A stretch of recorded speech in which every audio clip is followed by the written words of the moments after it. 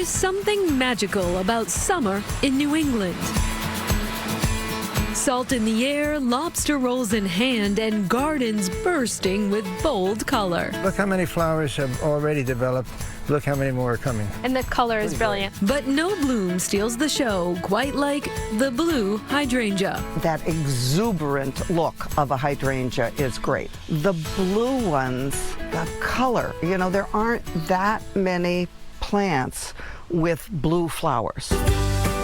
Big, bouncy, and unapologetically dramatic. Hydrangeas are the it flowers of coastal gardens, especially on Cape Cod. The big, beautiful hydrangeas do best in maritime climate. So warmer winters, cooler summers, and good drainage. That's kind of the prescription for success with particularly the mop heads and the lace caps. And every July, the hydrangea gets the red, or should we say blue, carpet treatment. I'm a traditionalist. I like the blue hydrangeas because that's what I grew up with. The Cape Cod Hydrangea Festival is a 10-day Cape-wide floral celebration that began in 2015 as a simple idea from a not-so-simple gardener. We are now bringing people in from all over the world. Meet C.L. Fornari, a.k.a. the Garden Lady. There are over 100 gardens open this year. C.L. is a gardening guru with a house that blooms like a fairy tale. Hydrangeas of every shape and shade tucked between the perennial beds and ever so fitting blue door shed. It is a joy to share the landscape, certainly. And it allows me to see it through their eyes. Because, of course, when I look at my garden, I'm thinking, well, that needs to be deadheaded.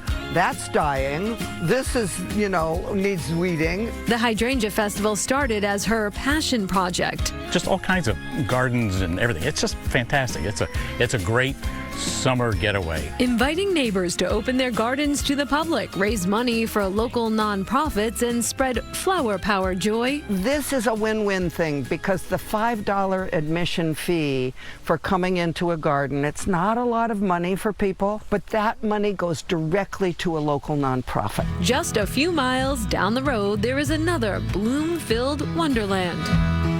At the Heritage Museums and Gardens in Sandwich is where you'll find a man named Mal Condon. What do they call you? Oh, a lot of things. The publishable ones are the Hydrangea Guy or the Hydrangea Whisperer. Yep. How do you feel about that title? I'm okay with it. It's what I do. Been at it 50 years. That's right, he's lovingly dubbed the Hydrangea Whisperer, and he's helped to create a living library of more than 300 hydrangea plants. They're beautiful. Magnificent flowers, long blooming season. If we get reasonable moisture, we can do it with irrigation, but if we get some rainfall in the summer, we have an antique season in September, and they still look great. How can you beat that? From the bold blue mop heads that practically scream summer. You can even see here. See that blue? It's decent, but it's pale. And what happens is the sun scorches it.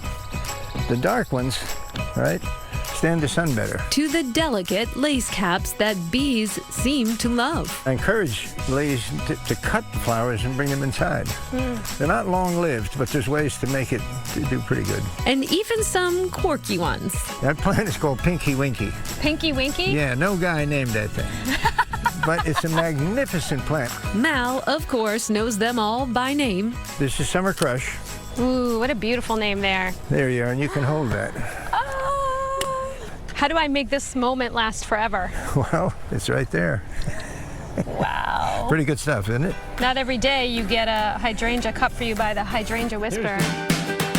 The color depends on the soil's pH. Acidic soil, the flowers will be blue. Alkaline, the blooms will look pink.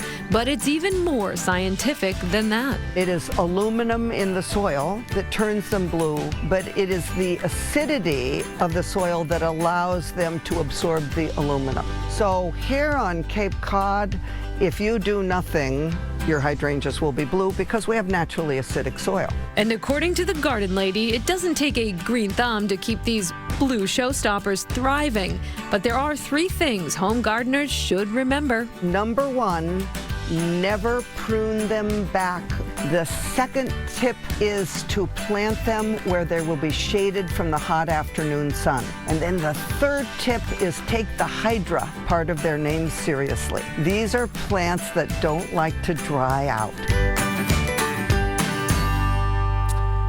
And the garden lady reminded us that hydrangea is a little bit fussy in that they form buds in July and August that will be next year's flowers and blooms. Yes, and so it all comes down to the buds surviving the winter. One February, a few winters back, a cold snap came through and really wiped out the buds throughout New England, leaving very little hydrangeas for the summer, which is just seems like a crime. This year they seem to have survived the snow, though. People seem to be doing well.